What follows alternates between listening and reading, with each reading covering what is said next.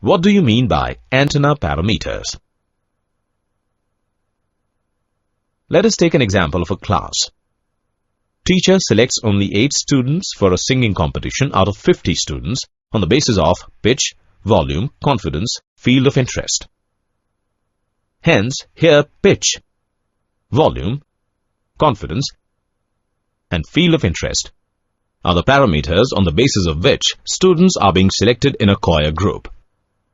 A limit or boundary which defines the scope of a particular process or activity is known as parameter.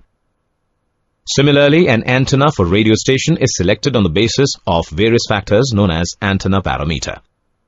And these can be gain, beam width, efficiency, etc. Thus, antenna parameters are the factors that select the antenna for specific purpose or application. Now, factors contributing to antenna parameters. First is radiation pattern.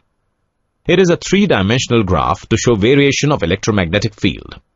This variation helps us in selecting suitable antenna. Gain helps to select an antenna by comparing the power radiated by it with the isotropic antenna. Beam width, as it tells about the area where antenna has maximum radiation. Continuing further about antenna parameters, directivity is defined as ratio of maximum radiation to average radiation of test antenna.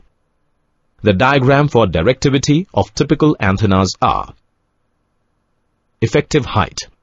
It indicates how effectively an antenna radiates or receives an electromagnetic wave. Effective aperture. Area of the antenna from where the radiation takes place. Here the rectangular area at the front is effective aperture. Related term is